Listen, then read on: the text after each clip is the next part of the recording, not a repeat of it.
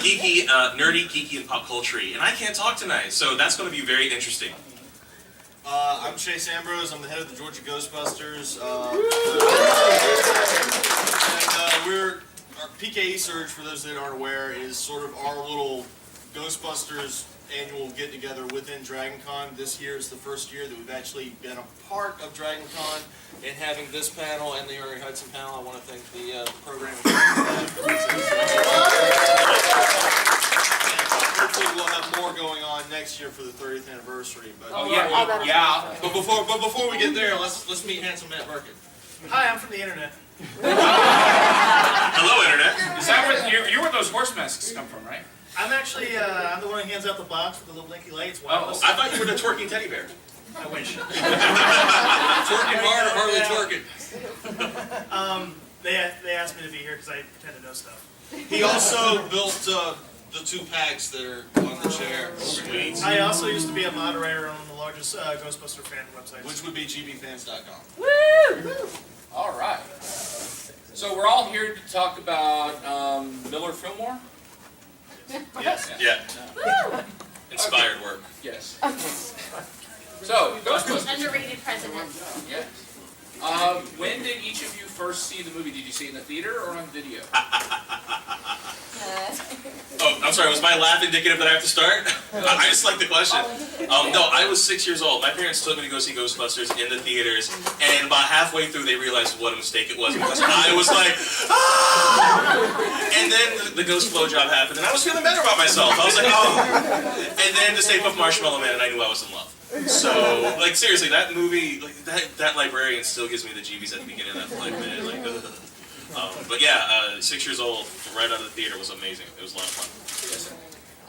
Not in the theater. I'm too young for that.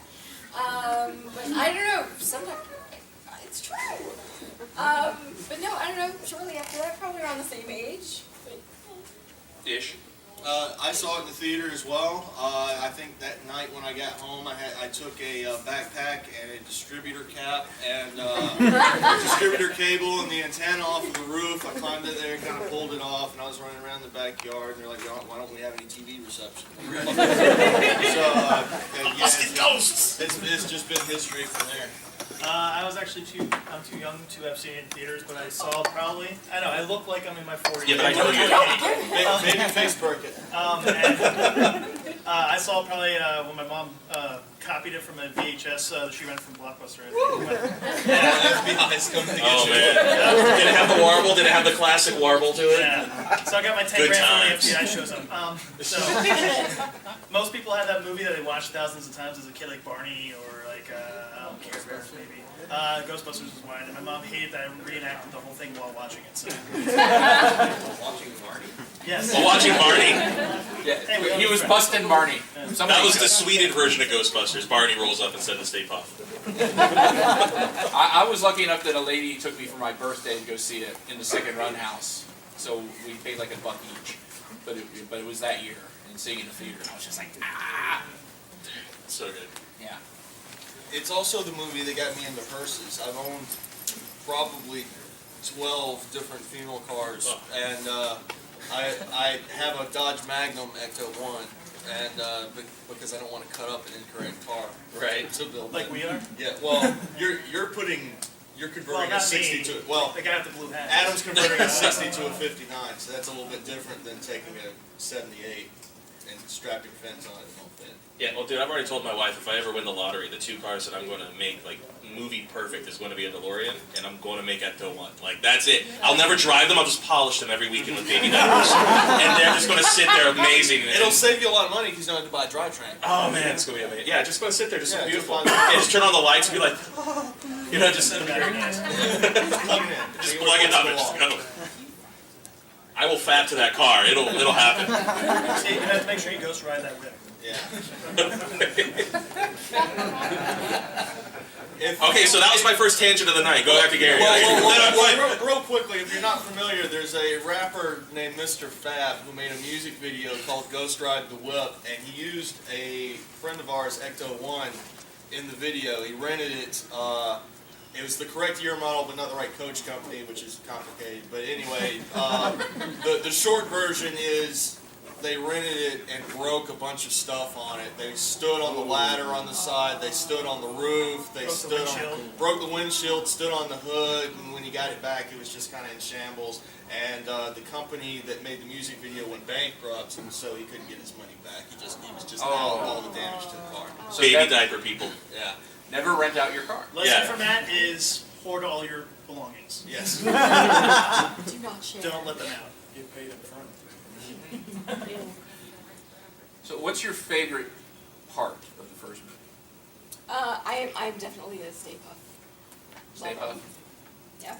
Oh man, God, the one that stays with me the most, like the thing that when I think Ghostbusters like sticks with me, God, like now you're like, this is Sophie's Choice, people. Yeah. You know what? I think my favorite. answer. You already want to change your answer? I think my favorite one is when they're trying to explain to the mayor of New York exactly why all hell is going to break loose. And Zedmore is like, man, you see some shit out there that's going to make you white. and when he does that, I'm like on the ground laughing because Zedmore is the bomb. I love Zedmore in this movie. And it's the fact that Ernie Hudson's here this year. I'm like, ah!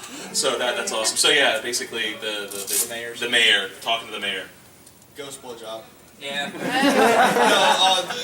Well, it's obvious from what I was saying before about the love of cars. When you first see Ecto 1. Oh yeah. And he lists off all the crap that's wrong with it. No. When you first see it as Ecto. Oh, okay. The doors open and you see the grill and the lights like that.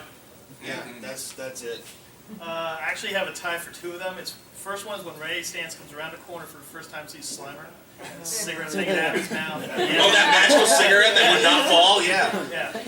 And between that and also when they first open fire on Gozer, when she does the backflip over the lands, I love that scene. Aim for the flat top! Yeah. Actually, aim for the flat tops after she does the backflip, right? Yeah, she lands, and then that nimble little minxes. Yeah. So those are ties. You don't want to get us started quoting. Right. Okay, so what was your other answer, Jessa? What was your... The first time Dana Barrett opens the refrigerator. Yes, the fridge. And you see the flashlight in Zool's mouth. Yeah, and the dog. Well, yes. Yeah, the other one, which I Part of the think, charm. for me, like the image, even though it's not like a complete scene, is just the moment where Janine finally yells, "We got one!" Yeah. And she's like, "We got one!" She slams the red button. I was like, okay, that was a beautiful moment. Yeah. It's the mayor scene for me. I love this. The mayor scene. He just nails that perfectly. The whole thing. Yes, this man Has no dick. One of the fan films, and I don't remember which one it is, one of the fan films did a really great job where all hell is breaking loose, and they go and they're like, so what, every time something big happens, you guys get to meet the mayor? It's a little cliche, don't you think? You can't get in here, get leave. Love it. So, should we talk about the second one? Yes, absolutely. No. Hey, can I ask a question? No, Go for it. By a show of hands, who likes Ghostbusters 2? There's a sequel? What up, right? Yeah, absolutely. You know, like, for all of its faults, and there are quite a few, I like Ghostbusters too. I just did a marathon because I knew we were going to do this panel, and I watched the second one. And maybe it's because I played the video game, which really kind of ties together. The video game ties together 2 and 1 together in really nice, creative ways. It holds up with that third narrative, which is why I'm so pissed off that we don't have a third movie yet. It's like, oh God, we need it. That's a record for how long it took to get to the third movie. And when we did the Ernie panel, I started off, I was like, this is the only time anybody's asking this right here at the beginning of the panel. If anybody else asks it, I will throw you out.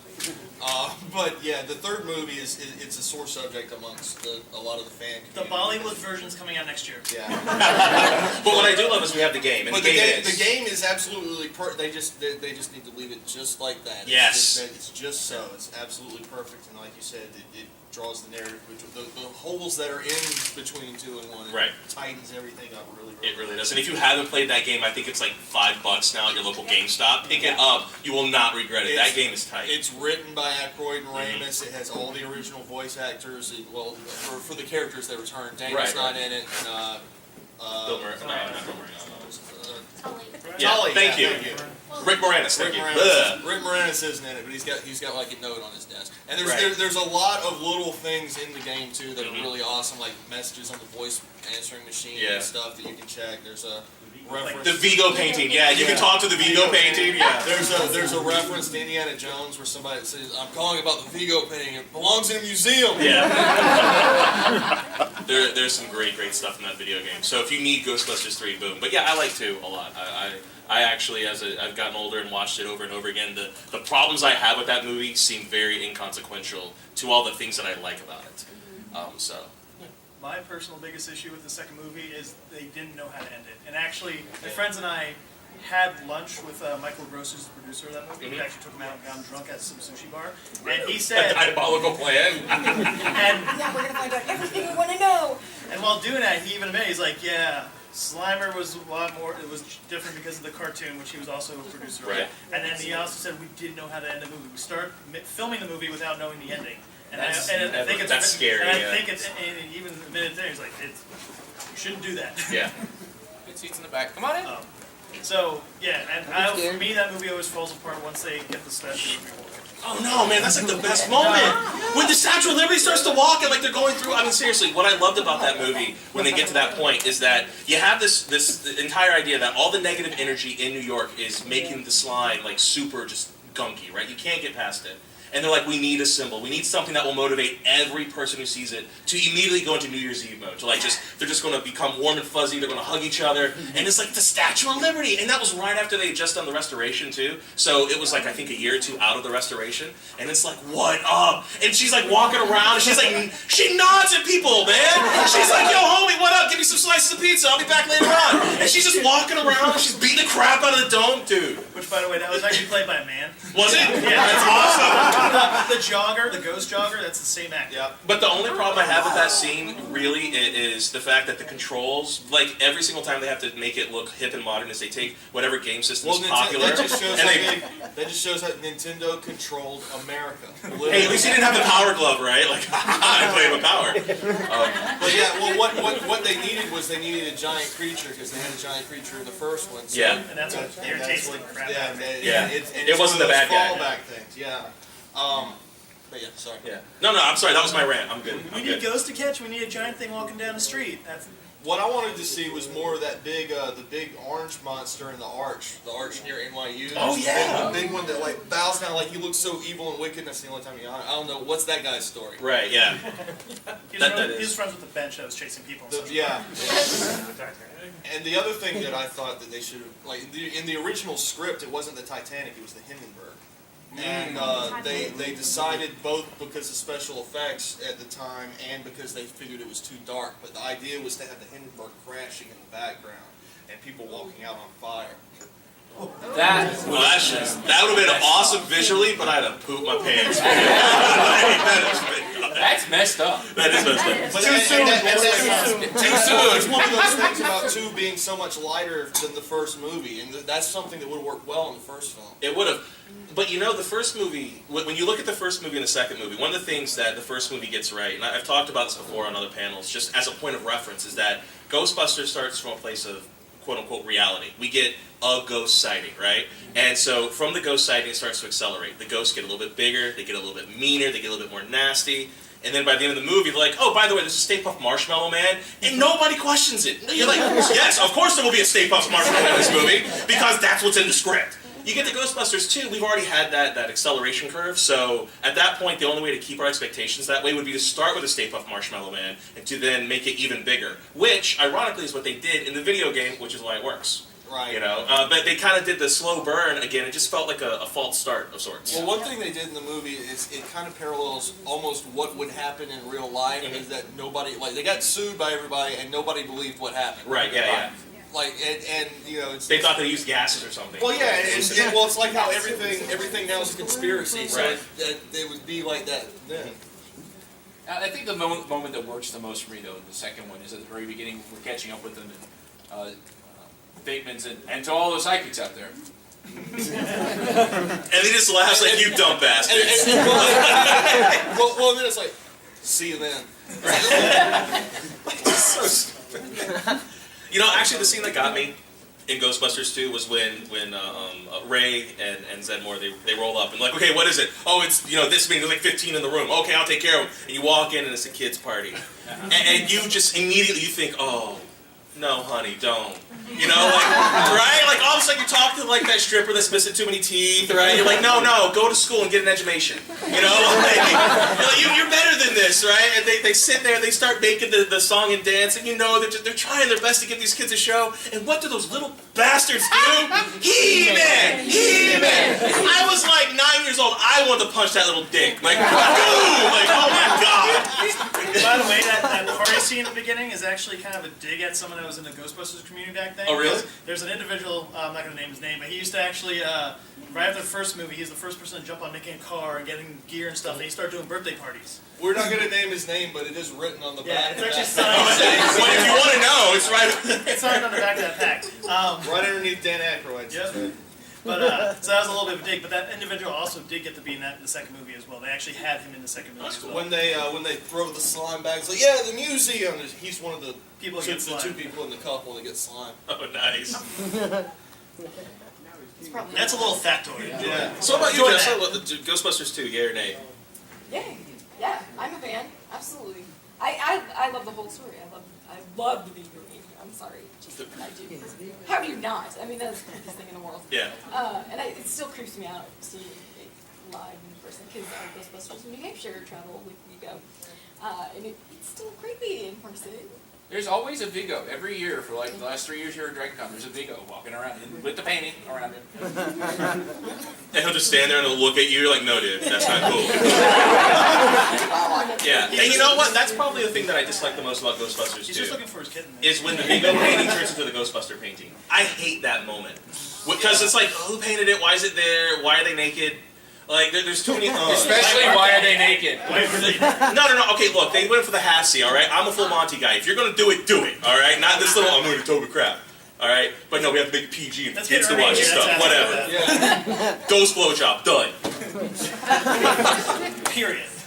Because wasn't the story originally it was not supposed to be a dream? It actually That was a happened? full scene that they shot. Yeah. Yeah. Scene in, And they had to reel it back, right? Yeah, but the problem, what happened was the movie didn't flow very well, so they edited it down and just took that very expensive scene they did and put it into the montage because they didn't want to scrap it completely because it would have been a complete waste of money. And you can see some stills that didn't make it into the movie in several books that came out at the time for the movie, like promotional stuff. And actually, when you're watching a film, while Dan Aykroyd's laying in a bed, you can actually see he still has his khaki uniform around his legs and his pack sitting at the end of the bed. Yeah, like he put the jacket on over the... And then when they're driving, both him and Ernie Hudson and Dan Aykroyd driving the car back to across the bridge, and they're talking about the end of the world. That's actually supposed to happen after that scene. Dude, that's a creepy moment when they're talking about the end of the world. Like, that is actually a Which moment... is also he misquotes Book of Revelation as well. Yeah. I think it's the wrong. And the car broke down on the end of the bridge. Yeah, too. Oh god, it is the end. They also used to take the car out to buy cigarettes. Yeah. You know, that's another thing that was really weird between Ghostbusters 1 and 2, right? Ghostbusters 1, they're smoking, they're foul, they're like... In '86, they realized smoking was bad for Well, no, what I actually did a podcast on this just a couple of weeks ago that we released called Unlikely Role Models, about how people who they probably didn't intend for kids to latch onto became role models and icons for children that are like 7 and 8 years old. In the first Ghostbusters, nobody really thought kids are going to be like, I want to be a Ghostbuster. But by the time Ghostbusters 2 came around, everybody's like, look, if you smoke in front of the kids, it's bad, right? Like, all of a sudden they became like a Just Say No commercial, and that's not the Ghostbusters. Well, Ray smokes twice in the second film. The first time he's smoking a pipe in the bookstore, and then he's smoking Yeah, that's a pipe. And The he's cigar- smoking a cigar when they're... The cigar Yeah, he yeah. still has in the wrapper, though. He's not actually Oh, smoking yeah. it. Yeah. And also, I blame Slimer for childhood obesity because Hot dogs in the mouth. latching on. The whole film is about childhood obesity. If you look at the ghost as a fat white guy, and it's like, no, it's like, don't do that. Well, speaking of the kids, the cartoon. Yay! Yay. Fans of the cartoon? What up, yeah? I mean, those were some really good scripts the first year. They got away with Yeah, I was murder. going to say, yeah, at the beginning. Yeah, that first they were year, awesome. and part of that's J. Michael Straczynski. And then he left, and then he came back. Which, by the way, he really wants to write the script for the third movie because he feels he has a better track record for time-wise of story versus Ghostbusters against Dan Aykroyd and Ernie Hudson. Harold Ramis. Yeah. Yeah. Well, I mean, let's face it, there were some episodes that would have been great to stretch out the movie. The one with the guy with the pipe, you know, the end of the world. That would have made one hell of a movie. Sam Hain, Boogeyman. Oh, Boogeyman, no. Yes, yes. No. That is not going to be a movie because you will see a grown man cry. Like, oh no. Boogeyman Luckily, I've seen it already, so let's get the movie. Yeah, no. Yeah. Or the Call of Cthulhu. The Call of Cthulhu. Cthulhu. Yeah, we were just talking about that right before we started. Yeah, that's my favorite. The Call That's a of Cthulhu. fantastic episode. Anyone where it has the line of makes Gozer look like Little Mary Sunshine. That and I always love the one moment where they've split up and they're searching the town for something, and Egon's walking around with a PK meter, and these guys come to mug him. And they're like, "What are you doing?" And he's like, "I'm looking for a full fleet." Da, da, da, da, da. And the gang leader does this, and they let him keep going. And they go, "Why are we not mugging this guy?" He's like, "Look, my dad told me never mess with anybody weirder than you." Right. Life lessons. Yeah. Learning stuff. Jess, the cartoon. Any moments? Did you watch it? I'm so They got the bootlegs like right over there. I mean, like you can buy them all for like $30. That's what I have before. That's what we have me. She's gonna steal my movies, people. For me. Everybody steals your movie. I'm a They do steal my movies. What the hell? But no, I mean, so you never got to see it at all? No. Seriously, like Girl. the first few seasons are fantastic, and then like what was it seasons 3 and 4 where it kind of Season 3 and 4, yeah. it went a little more wonky. Yeah, it What's became syndication syndicated, and Slimer and the Real Ghostbusters. Yeah. And they split it apart between serious stories and stories with Slimer and the other doctor that was after him. The animation. And the Chihuahua. Yeah, and the Chihuahua. And the animation team was different. They went with the same guys that were doing Pup Named Scooby Doo, and you can tell because like they look the same. Yeah.